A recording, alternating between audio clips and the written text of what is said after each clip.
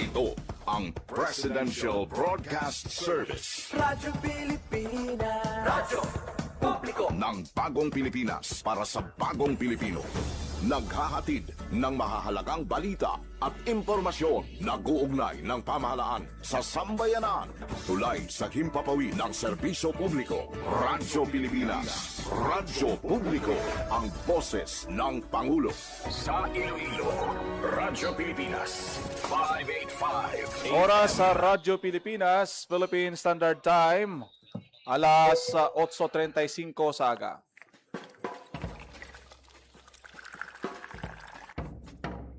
Aga sa Iloilo. Masako. Magahod. Mapagsik.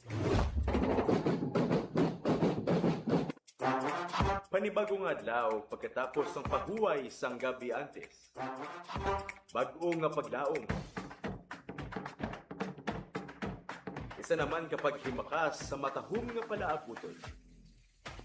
Iloilo Morning, ang programa nga kaupod ninyo sa pamahaw kunaga. Magadulong sang labing ulihi nga balita. Mga istorya halin sa Iloilo, kag iban nga bahin sang rehiyon. Mga ginahuluhang balan, kag mga trending topic sa social media. Ululupod naton at tubangon ang maayo nga aga. Magpamati na sa Iloilo Morning.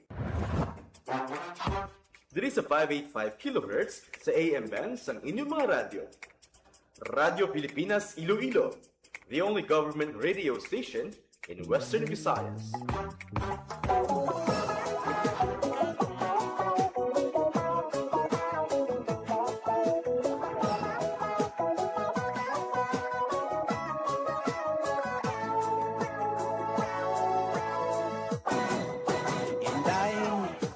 Mayong aga Pilipinas, good morning Western Visayas. Welcome sa Iloilo Morning Program. Subong adlaw na kita sang Huwebes, Hunyo 25, tuig 2026. Medyo magalumon sa gyapon ang pila ka porsyon sa aton kalangitan diri sa may area sang Panay. Aktually kagabi kuno damol ulan sa iban nga mga kabanwahanan.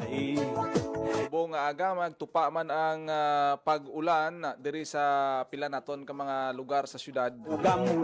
Bisan nga malayo kita sa Bagyong Francisco. Ito ya si Bagyong Francisco sa Northern Luzon. Subong, pero ti knowing ari kita sa habagat season ang aton siniya nga panahon diri sa Western Visayas, basta maghabagat na gani apektado gid kita ti may eksperyensya naton ang pag-ulan-ulan from time to time. Lain ang ang ulan may ara nga diri sa Iloilo City, sa iban nga banwawala lapta-lapta bla, pero mabatyagan na ginaton subong ang pagburubaskog sang pagtupa sang ulan sa mga may transaksyon, may klase madulong sa ilang mga kabataan sa eskwelahan, madulong sang mga balon karon sang ilang mga kabataan mga palanyagahon. Lagi kamo payong jacket para may protection kamo sa sa inyo sini nga ikaayong lawas. Likawan ang pag-ubog-ubog sa mga kanal kag mga mahigko nga mga lagyan sang tubig ha. Kaya man kung magbaha gani, ang ginabantayan sang aton sini nga pumuluyo amo ang posibilidad naman sang pagsaka sang kaso sang leptospirosis. Kung may open wound ka, may pilas ka, may katol ka sa tiil, ikaw anay ang pag-ubog sa mahigko nga tubig. Kung may nabatyagan nga sintoma, ipa-check up dayon kay may ara ina sang bulong nga ginapanagtag, libre ina gani. Amo man sa kampanya naton kontra dengue, kung magtig-ululan, sigurado ang aton nga mga tarog, ang mga botelya, lata sa aton palibot sang balay, tinatiniran ina sang stagnant water. Hindi ang mga lamok, oportunidad na sila kung hindi mo mapakaya na o kung mapakulob ang mga water containers, mga roidas ang salakyan, botelya, mga lata, istaran ina sang pitik-pitik. Kay ti ang lamok daan kadasig ng sinayamang itlog after pila ka adlaw. Mapitik-pitik dayon lamok na siya kag posible nga mangin carrier sang balatian nga dengue. Basta magtingulan na ganina ya, dengue naman ang aton sini nga ginapreparahan. Tiyan mo na likawan ang pag-ubog, gagagubon ang mga balay sang lamok para nga makalikaw kita sa pamalatian. Sa pihak nga bahin kahapon nga adlaw, ginpanagtag na sang Philippine Charity Sweepstakes Office ang ining walo tanan ka mga bag-o nga PTV. Hindi niya TV nga nga channel PTV, Patient Transport Vehicle. Lagko nga mga ambulansya sa nagkalain-lain nga probinsya diri sa Panay. Ang aton nga mga gobernador, si Governor Arthur Defensor Jr., Paulo Javier Santique, si Gov. Fredinel Castro, sang Capiz, Governor Navas, sang Guimaras, amo mismo ang nagbaton sining mga bag-o nga PTV o kon Patients Transport Vehicle. Ambulansya nga dalagko, no?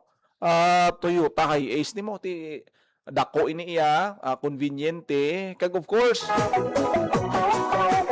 may mga accessories ini siya yang makabuligid sa aton sini ang mga pasyente nga gina-travel o kung gina-transport.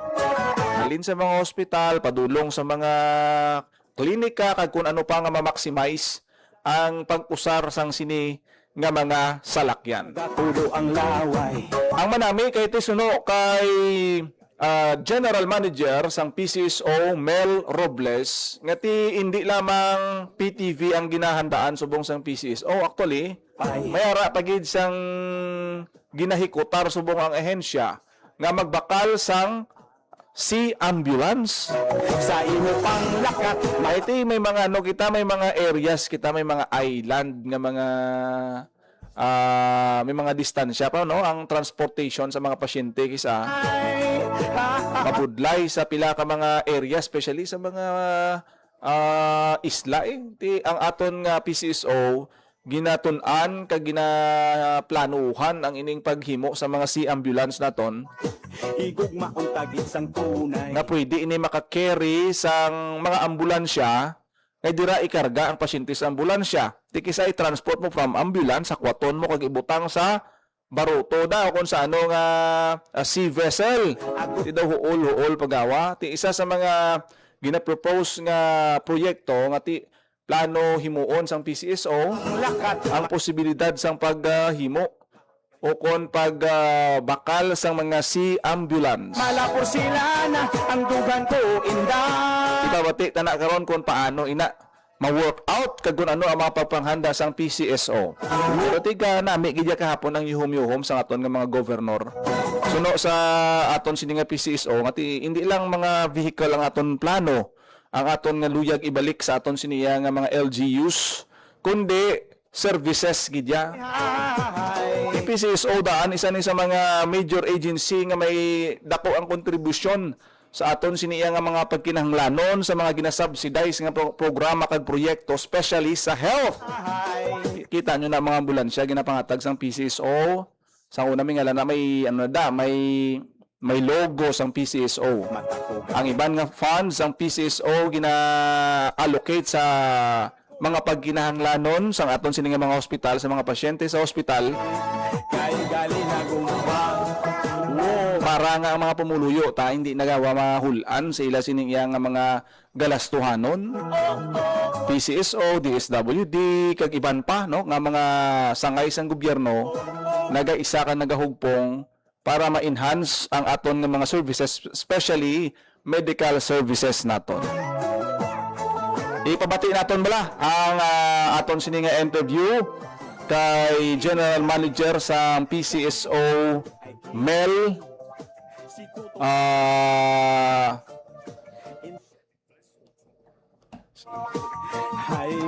si General Manager Mel Robles Melquiades Robles mo ginangala ni manager mo. Pabati naton siya sa kung paano ang ining mga programa pagid sa aton siniya nga PCSO sa aton siniya nga mga pumuluyo aside from giving PTV o patient transport vehicle iban pagid nga mga programa sang aton nga PCSO. While family role, tapos itatawid siya sa mainland where they have better access to bigger hospitals. When do we intend to roll out the And we're having, in this year, already in the procurement stage. So, we're probably having a prototype coming up. This Western Visayas lucky enough to be one of the first recipients in the I think so. I think so. But definitely, that will activate that at least the provinces they can use para lang i-tawid natin. Kasi we're an archaeological nation. So we really need access to the sea. And if you do the type of the traditional sea ambulance, you have to pay. Eh kung maalon mo, baka mahulog pa yung pasyente. But if you put the entire ambulance inside the vehicle, it's madali. Door-to-door convenience. So itong PPV, sir, compared with ambulance, ano pong difference nila? Actually, I'm also baffled. Pero bigyan na natin yung mga taga-DOH. But really, it serves the same purpose. Nakalikot pa yun sa People's Television. Yeah. Anyway, whatever it is, basta it serves the same purpose. No? Huwag lang gawing pagsundo, paghatid ng mga we don't mind. Nomenclature lang. Do we have monitoring, sir, if indoors na gamit? Be used only for sole purpose of the medical. So, napag-usapan po sa guarantee later ang At the medical assistance program namin, it forms the biggest one. Mga 300,000 individuals a year ang natutulungan namin the nationwide. So it's the forefront of our medical assistance program. But actually, we are also announced to many that we are one of the funders, and a large part of our charity funds goes to the University of Pierre. Actually, hindi ka lahat kayo magbigay ng medical assistance because 40% of our charity already goes to the University of Pierre. So, force of habit, alam nila na for the last resort is PCS. So, hindi na tayo paliwanag din, being too technical. That's why we still fund yung mga guarantee, through the guarantee letters, mga medical assistance. Nabatian si Honorable Mel Robles sang Philippine Charity Sweepstakes Office ngati personal mismo nga nag-turnover kahapon nga adlaw sang walo tanan ka mga patient transport vehicle kung bago nga mga ambulansya sa aton sini nga mga LGUs. Aside sina, mayaraman sang ginpanagtag nga cheque, Lotto share bala. Ang share sa Lotto sa mga manugtaya sa isa ka LGU, halimbawa Iloilo City. Kahapon no dako-dako to do 1.2 million tong iya ka Iloilo City nga share. Sa province of Iloilo da 600,000 plus. Sa Antique daw 200 plus.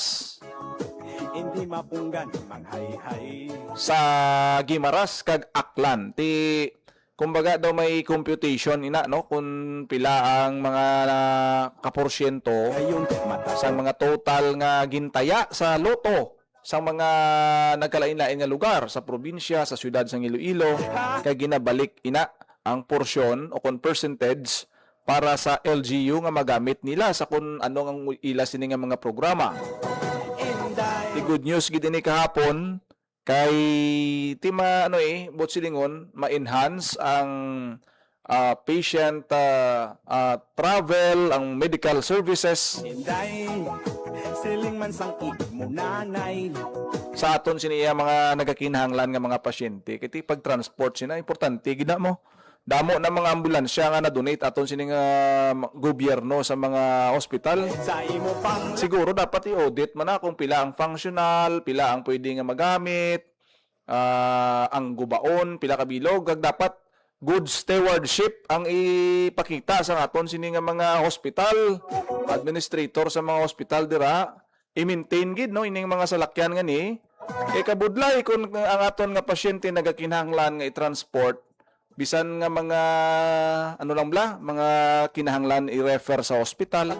Kisa nag-hire pa sila sang especially sa mga nga hindi gawa damo ang mga masakyan. Okay lang sa syudad kay pwede ka para taxi, mga TNVS naton, may mga apps sa cellphone pwede kita makasakay. Pero kung sa uma, kung isa may ginadialysis, ginakarga sa tricycle, kag kung ano pa bauti, magudlay pa ng sitwasyon kung amo sina. No? That's why nga ang ini nga mga programa, kabay pa nga ma-replicate ini, hindi lang ini magsalig sa PCS o tanan-tanan kundi ang aton LGU ma-motivate gid nga mag-allocate sang pondo para mapapabaskog pagid ang transport services o kuning patient transport vehicle. Sa una, ang aton nga mga barangay, may mga multicab na. Halimbawa mo ni kinahanglan sa ospital, may na-aksidente dito, kung wala sang ambulansya ang banwa, kung nagadulubli abing kinahanglan, kaya hindi man na may mga tion gina nga. Isa lang ambulansya mo, 3 idulong mo, ti karon ang 2 to anhon mo to.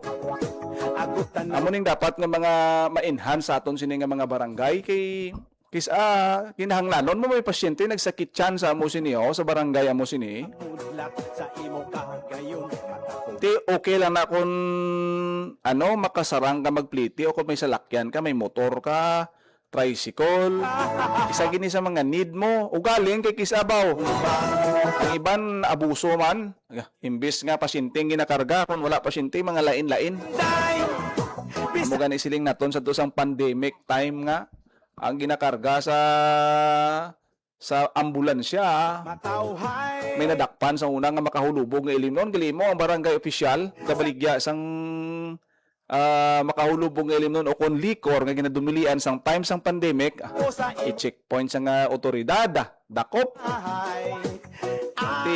Amo na iya ang masiling naton nga wala ginausar sa husto. Pero kung pagkinahanglanon sa aton siniya nga makinahanglan mga pasyente, bisan transportation lang sa barangay, sa banwa, amoy ning purpose katuyuan. Galing kay limited man ang resources. Nami gikundamo nagabuligay ang LGU, may ara, may allocation every year o kon sa aton nga banwa, probinsya. Kahapon gani ang provincial government nag-donate man sang salakyan sa Philippine Drug Enforcement Agency L300 van sang PIDEA. Nakalang kita kikita sang sang salakyan sang PIDEA. Kitigamay malang ni sila mo sa Western Visayas. At least na dugang-dugangan ini kay kahapon gintagaan man sila sang dugang nga salakyan sang Iloilo Provincial Government pagi sa ginpermahan nga deed of donation kahapon ni Governor Arthur Defensor Jr. kag ni Yusek o kon PIDEA Director General Isagani Neres para may magamit sila sa ila operasyon, may ara sila sang makargahan sa ila mga tinawo, K9 dogs sa ilang mga inspeksyon. Pasalamat gapon si Yusek Neres, siya gid gani nagkadto kay Gobernador Defensor kapon kag nagpirmahanay sang sining mga dokumento before ang official turnover. Hindi question ang ang inugtughong na ang gasolina, basta nagatrabaho, nagaobra ang isa ka ahensya para sa pagserbisyo sa atong mga pumuluyo, ini mga PTV nga ni kabudlay man nga i-donate da ang ambulansya, tapos igrahe mo lang da kag picturean nasta lang sa picture da. Dapat sina makitaan sang pumuluyo nga nagakarga inasang pasyente, hindi nga masiling kita kisa nga igrahe lang da kay ti base magasgasan. Dapat ang mindset sa aton sini nga mga once nga ma-turnover sa inyo ang ini nga mga equipment, especially nga napartiniser ini sa kinahanglanon sang pumuluyo sa aton nga mga pasyente, dapat gamiton gid na. Hindi nga gamiton sa kundi inda. Hindi makatulog sang dugay. Amo na ang gusto makitaan sa aton sini nga mga pumuluyo, gusto sa aton sini nga presidente kay hambal ni Kusa imo nalipay. PCSO manager dapat gamiton gid na kay isa na sa mga prioridad sa aton sini nga presidente ang pag-improve sa aton nga patient transport vehicle. Hindi nga i-display lang da kag picture na. Tapos kung kontrapartido ka, hindi ka pagikarga sa ambulansya ba maluoy man kamo sa pasyente. Bisan pa na ang ila daya nga tindog sa politika, especially sa barangay man o kung sa local, ikarga niya kaya bang pagkinahanglanon sang emerhensya, mutang need sa ikayong lawas nga mabulong kita. Isang tunay. Basic right inaya sa aton sini nga mga pumuluyo. Ti kabay pa ha, ini nga mga ambulansya gamiton ini padulong sa ospital, sa mga health institutions naton, hindi nga kundi inda. Kasi karon kung kargahan nyo daiban sa mga balas kag simento, Ay, o kung gamiton sa kung ano man dira, magpamakal sang mga ugam lain-lain nga mga balaklon, gayon. mga school supplies kag kung ano pa parehos. Upat malapot. Sang kontrobersiya diri sa may syudad sang Iloilo nga nagabinantayanay sang mga government vehicle nga wala sang trip ticket pero ginagamit. Yeah. Muna ang dapat naton nga bantayan kag kita nga mga pumuluyo, trabaho nato na. Istoryahan ang aton nga mga kung sinodang mga banwa nga magbaton Wita, matauhan. kay gina entitled gid kamo sa pag-usar sang serbisyo kasubong sang sinang mga bag-o nga ambulansya gid panagtag sa tagsa ka mga LGU. Ti amat-amat lang ang iban, ulat-ulat kay may mga next batch pa na, damo pa na sang mga another batch sang PTV nga iga panagtag suno sa PCSO kay yearly ina mo may allocation ina. Oras sa Radyo Pilipinas, Philippine Standard Time, alas 8:56 na sa aga sa pagpangalagad sang programa Iloilo Morning. Wala na kita sang tiyempo dali sa aton siniya nga programa. Salamat gid sa inyo sini nga pagupod kag pagpamati. Kung naging lamang inyo lagad, kada aga, Ginal Baclay. Mahayong aga Pilipinas, God bless Iloilo. Lan ko sa imo nalipay. Hindi mapunta. Radyo Pilipinas. Radyo Publiko. Radyo Pilipinas. Yung tulay sa himpapawid ng serbisyo publiko, ang Presidential Broadcast Service, Radyo Pilipinas, Radyo Publiko. Radyo Pilipinas. Radyo Publiko. Kinilala ng pang-international at prestigyosong Asia Pacific Broadcasting Plus Awards 2025 para sa kategorya ng Government Streaming. Ito ay dahil sa epektibo nitong pagsasanib ng mga tradisyonal na media tulad ng telebisyon, radyo at print para masabayan ang mabilis na pag-inog ng mundo ng digital at social media tungo sa mas epektibong paghahatid ng mahahalaga at napapanahong mga impormasyon sa mamamayang Pilipino. Kinilala rin ang Radyo Pilipinas dahil sa patuloy na pag-akyat ng rating. Ngayon ay matatag sa pang-apat na pwesto sa Mega Manila ayon sa pinakahuling Nielsen Radio Audience Measurement Survey. At sa social media, nakamit ang mahigit 2,000% pagtaas ng bilang ng mga sumusubaybay sa Radyo Pilipinas page sa unang bahagi ng 2025. Patunay ito na ang inyong Radyo Pilipinas Radyo Publiko ay tunay na kaagapay ng inyong pamahalaan sa paghahatid ng serbisyo sa mga mamamayang Pilipino. Mula sa aming lahat, sa ngalan ng inyong pamunuan at mga kawani ng Presidential Broadcast Service, kasama ang inyong mga himpilan ng Radyo Pilipinas sa buong kapuluan. Maraming salamat po sa inyong lahat, sa inyong pagtangkilik at pagkilala. Radyo Pilipinas. Radyo Publiko.